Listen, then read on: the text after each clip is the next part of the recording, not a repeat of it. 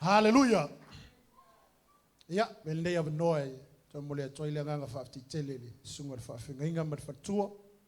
Ya me se fo yole, pa yole fenga wengo mo to fa tua. Ya taina ni fo pa yole kale si yona tulanga fa lupi. De ya benoa le amoa. Me fonge pule la ai se asa fa ka ngasi fa fe au iska. Ono yole upole ola male upole oti. Amen. Ya fa taile tua. Fa pe nao na ye langa le leo le tua pe ese seng wa kale si ta si le unga mare fa mo lo ta to ngalu lu fa la tele le malo le tua. Amen. Yo ta to mo ni ma wina le swafo Yesu ke biso angele ya le langi fa pe ko le kale si nga lo kwani. No. Ta si le swafo e ta to joy le langi wona oi. Swafo Yesu. Ole fa to ale ta to te u yai. Ole awala le ta to te oi. Awa ele talia Yesu ilo loko malo kangaka. Ya, ino wa o ile ola fa va. Amen. Ya neta ya te lola tatu wo le upole tu. So ela tu si le fa ila unga lo mata po se funu ba lua. Amen. So meta tu spa ia. Afa pe ai ke le lo fa samo. Amen. Ya so pele lo ku spala. Ben. Fa pe foi que la kalaka ngi se pala ngi fa sa ngai ka ngole fa pala ngi foi ka ko la unga fa bole. Amen. Fa la unga lo ta po suma le lua. Ya wa mawala tu si fa mai amen. Ngai le mawa umba. Fa la unga suma lua. Fa la unga lo ta po suma le lua. Ya, matal tato fai tau fai bo se fa umon ta upule wa ele umi. Amen. Ya, fai tango le fiongo pa ia le tua. Ole nei, ya e mana tua le fai oi ono polo tau le lea. Au le yo mai aso le anga. Au le yo mai foi tau sanga e te fa pe ai. Ele ai so fia yai.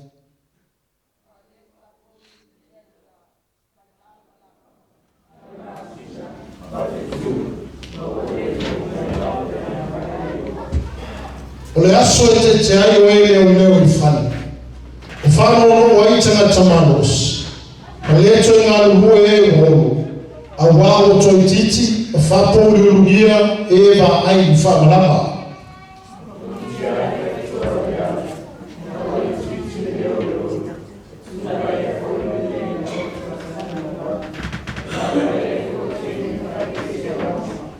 E fefe ai fo i la toni mea maua lunga. Mama, tita wai le ala.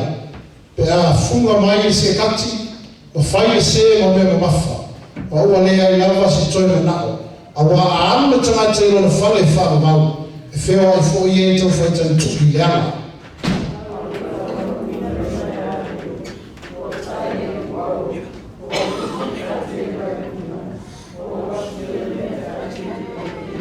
Ma toi fo i atu le fuefu le ele pe o le iaia. O toi fo ia tu le nganga i le tua o le fo ina mai ai.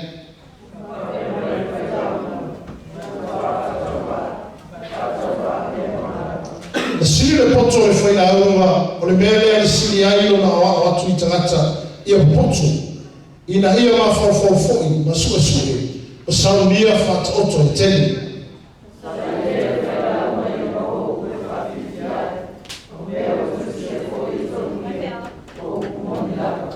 O upo e poto e peo tuia, po whao o whamawina. O matai o whaputonga o tōwhia ia le leo o tōtasi.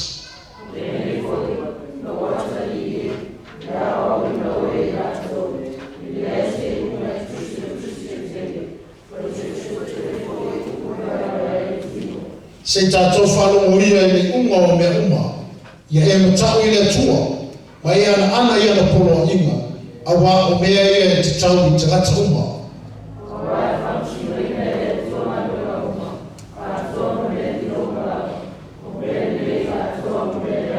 Amen.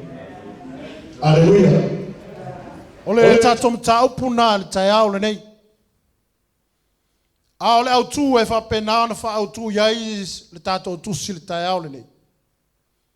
E sisila le whai upu mua lo whapea mai. O le nei, ia e mana tua le na whaia oi o na pō lo tau le lea. Aleluia. O le tusi le ana tusia le whai launga po le poto Solomona. Ai o sili atu oe le tae au le nei. Ai se ale mea walai o na tusi Solomona le tusi lea. E iai se pongai pe iai se mafuanga na mafua ai o na toi tusi Solomona na mataupu lea. E tusi na mataupu lea ua whaso solo inga ko inga Solomona. Ai whai tau ina mataupu lea ma e mai tauina o taimi wa maka o ngā pura la ngoko le soifua Solomona. Na ia tusi e le tusi lea na ia tusi e le tusi lea ma le amatanga mataupu whai mai. Ia e mana tua le na whaia oi o na polo tau le lea. O ngā le kaimi o Solomona ngai ke sila fia ma oiloa. Le makua makau ki ar kupu lea. Sa iai le atua. Sa iai le atua i fuafanga Solomona. Tangata lea sa iai le poto ma le atamaia le ngate leo le tamau ainga. Ainga iai le kaimi ngā whaasi se ingai. Aleluia.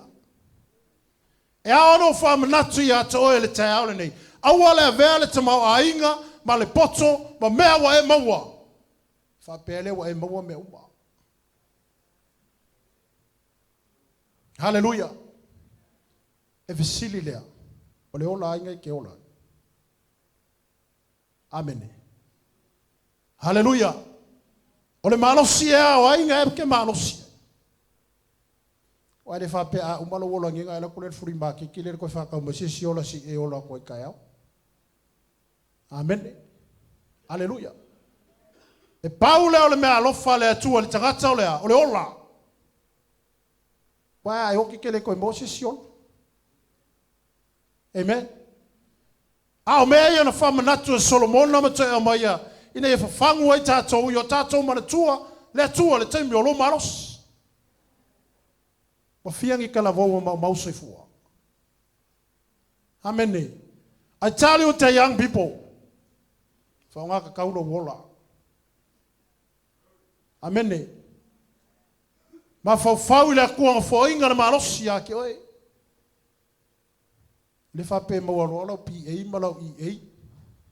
Ai whapele wa e maua umame umale ai ke le i loa umame umalau nge. Ai e mana tua le a kua. Mga kua lo wa inga mga kua o mga kua. Amen. Hallelujah. Mga kua le tua le kaimi o kako malos. Wale wa fa fonga le tae au le nei. Fai mai. Amen. Au le o mai aso le anga. Au le o mai foi tau sanga ke fa pe ai. Wale ai ama so fie se mea. Ai sea. Wa sawa alo ko inga malolo mo kua. Wale ko inkalesia i se mea. Amen.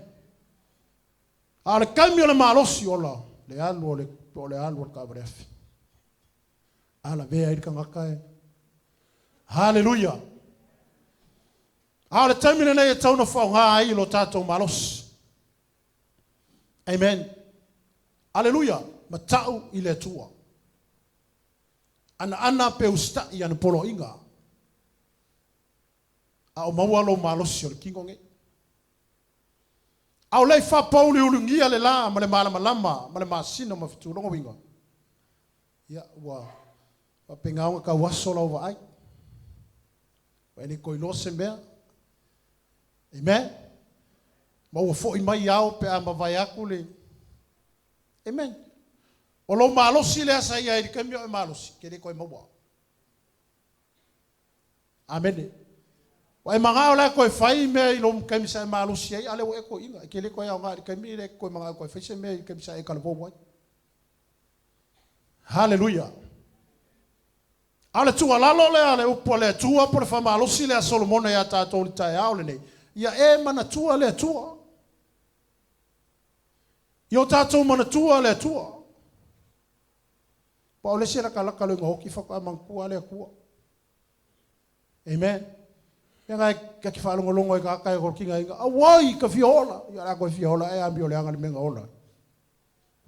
Amen. Le o langa a ko sa so on fai. Sa ka fili sa ngoa ai le ki apolo. Ai wala ka laka inga oki ma ko manga kuale a kuala oki. Amen. E kala foi le. Au ke poko ke ola ki fa vale ki oki. Amen. Hallelujah. Ke fia ke ola e ke o kai ki oki.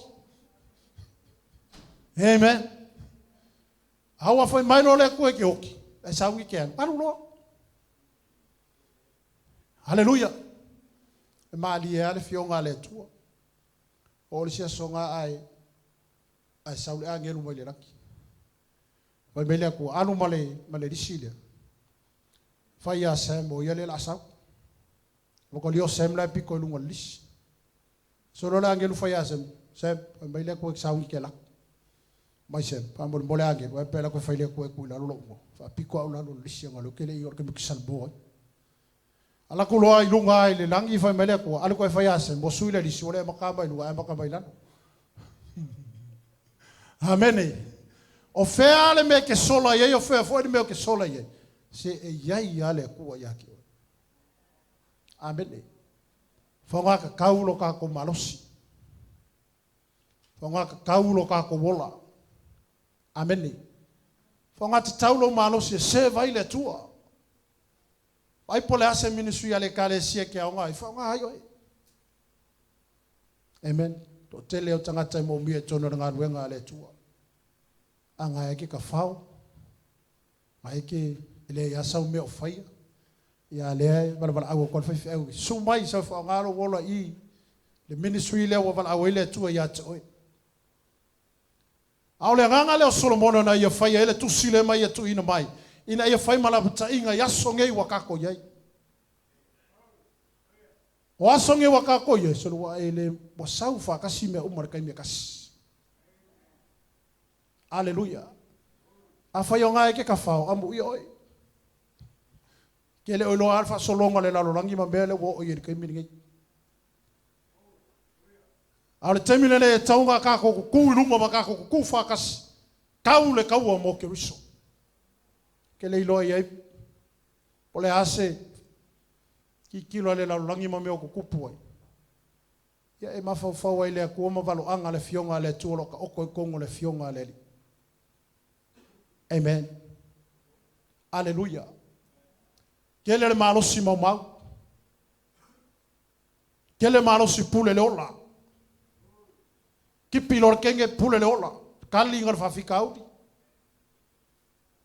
Amen. Ike makua ingu le vai la. Ala vesili se kali ngar mai le kua. Ai ke lo ke alo le ola fa vau kali ngar. Amen. Awa te tu ava noa i le fili mara ki Apolo. A sauri ki Apolo e ke oia i lo le leia le me fai ai. Amen. Pe one whalongo longo le upa le atua le tai au le nei. Ngofo le leila loma e koe kongiki i le ku. Amen. So ka ilo wanganga i le nganga pa i o le kuanga fai loa mai le nganga o le koe ki o le me kaung fai. Ele kai ngai ka ko ele nganga ole ko ngi me fale ko. Ai au mai foi ale kali ale ko e ko mali ele le ilo loko. Amen. Amen. Fa nga o mangua mawalo maros. Ele ma fai o e ko vi mer kunga mau pe ai mo ingi o maka o umala manga ba. Hallelujah. Amen. Fa mena mo fa male fa upuna sawina fa mai. Hallelujah. Fa ipo fa. Ma o puni ti ai fa te to ile ala. Ina wai titi le leo le olo. E tu la ia fo yo e ina o tau sangi o manu. E vai e fo i tele fai pe singa uma. Amen. Fa mena fa ipo lima. E fe fo i la to i mea ma walunga. Ma matata wa ile ala. Pe a wale funga mai le sekati. Ma fai le se ma mea ma mafa. Ma ua le ai lava se toe mana o awa a alu le tangata i lona fale e wha wau. E wheo ai fo i e tau whai tantu i le ala. Amene. O le ale mele fefe ka ka kaimili. OTE. Oti. Amene. Hallelujah. Fai mele fiong pai ale tu le fai pai lima. Amene. E fefe foi la tou I mea mawalunga. Wa mele fai pune seralo. Wa alu le tangata ilona fale fa vavau. E feo ai fo ie tau fai tai fai tai oe tau fai tangi tu I le ala. Ele o so fale fa vaule ki ngo foi kaimbi. Amene. O lo fale fa vaulo o le sanga tu mau. O lo ku nga mau se kulo. O isi me ia fe tanga tele vai taimi po le vai tau le nei. Roki. Aole wala le o sauni le tua tatou te ui u matua ia te ia. O lo fale whawawau, o lo fale ke ngofo ia ke le koe o la mai rua. E ka penga ai o e masaungi ai, mo le isi la sanga I tu atu le tunga mau. Pe a whai whaonga ka kaulo malosi. Amene. Whaonga ka kau o kako kaimi. Whaonga ka kaulo malosi ke saving ai le kua. Le ase me o avako le koe whaonga ai oe. Whaonga. Share. Amene. Share lau ka lengi ngā wako le kua maisi ka le fia maua. Awa ke ngā awa ke aiu. Awa o le ale langi le kua lo soifua malo wolo. Ke alu ama meanga. Amene. Hallelujah. Amen. Ale fionga le tua ma le upo le tua to ma tawina ai tatou. Ma fa malo si awina ai oe ma fa malo si na ia. Awa o tatou iai vai taimi wala talata le toe fio mai o keriso. Amen. Anga ise si pere songa I kua kwa le nganga pa ia mungu ke fai aku. E kua inga sau Yesu. Al persona lona tolunga o le nganga pa ia le wa fo ina. Ko I pauanga I persona o le tuale le taimine le vafsanga I matato. Hallelujah. Taulana e whatanga ina le nganga pa I o le tua ia o I taimi uma.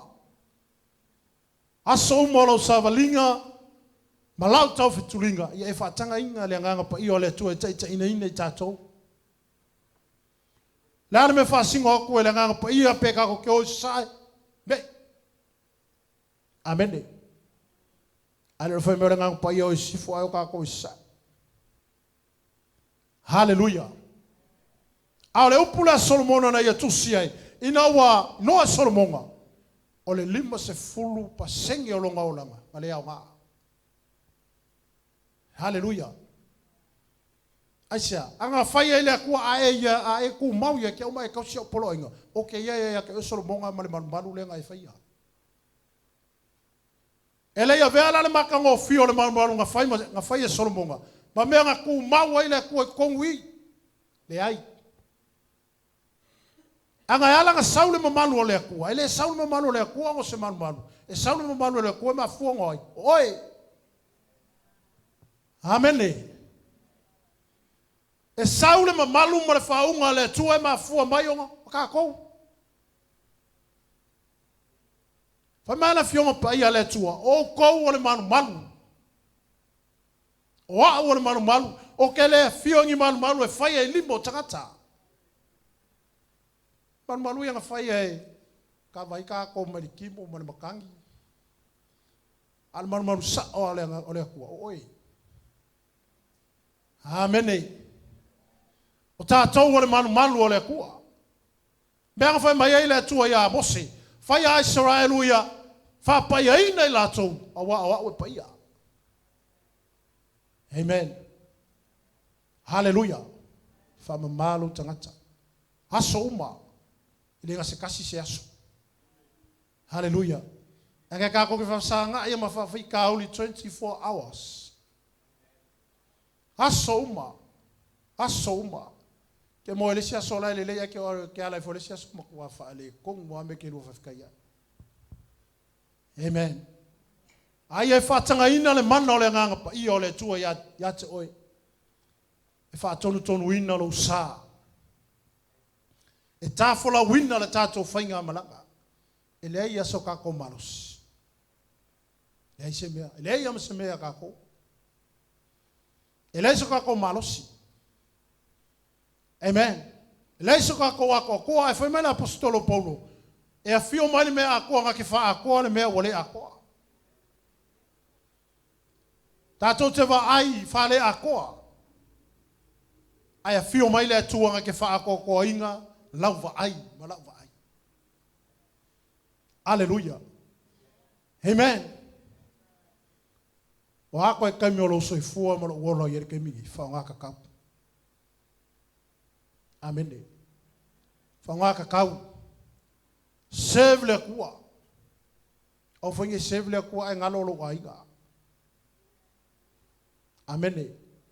O ngā ui ngā maka mai le kua ngā maka mai le ainga rea maka mai kongo se ka le sia. Hallelujah. Manga kua au makua. I tell you to young people, remember your parents. Remember your family. Amen. Trust your God. E mana tua le tua lo maros. Amen. Le tali sa fa mana tuina na fino lusu martas. Wa kai le kua le malosi ma kele ko sanga o foinga. E awa ve me nga ma me ke mika ile tangata. Ai e fa pe ai le tua. Fa kai ngi ko sanga kele wa fo inga yake. Amen. Fa ngalo ka ko wola fa ngalo so fua. Le ale me o fa atu ile nga pa io le tu e fa nga oi. Amen. Awa ka fa kali se ka fa ya ko me. Amen. Awa fe kala ilo le nga pa io le ko e ki fa. Fa ilo. Hallelujah. Ole nganga pa ia na te taita ina i tātou. Hallelujah. Ale wha maalosi ole Solomona le tai au nei pole tusia whai lau. Ia e mana tua ale na whai oi o na polo tau lelea. Awanga au o nkako ko inga mo kako lo makukua. O kako ko fia fo e whainga luenga whare au karapo. Wale mwhai esi bea. Amen. Aisea. Sauru makua. Wa umi aso le soifua. Purupula la ngoto le lao o le soifua. Ale leile vala au mai o le tua ia to e va pe mai e au na le ia ma le fama oni u fale. Hallelujah. Na aso ele ka o ka ko ngi fai au se kulo po au na. Ka o ka ko Yesu au na. Au na le ia ma le fama oni u fale. Ale ang ale Lucia ko ka ko mai le fia se fu ko sanga ka ko kersia. Au se kala fango ngo ka ko ke ko fa pe mai Yesu ke lei loa ko. O se kala mo ko fa ngo ke. Amen. Ai to mo fai fa pe na na ve ta to. Pe na foi ona to po ina ta to e ala le upale to ko nga fai ka ko spa ia. O ke to mo fai ko nga Facebook. Amen. Hallelujah.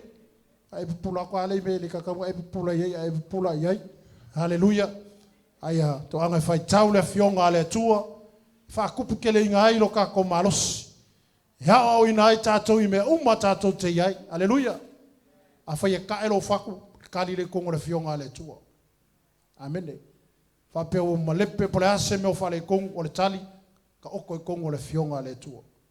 Le ala se me ka wale fo si me so America de ka ko umma to no le fionga le tua me umma. Hallelujah. Aule upuna le tua mota to te aule nei. Pa malosi le faila unga ye mana tua. Le na faia oyo na polo to le lea. Ya fa maria tele le tua nei tai au. So for Yesu. Amen.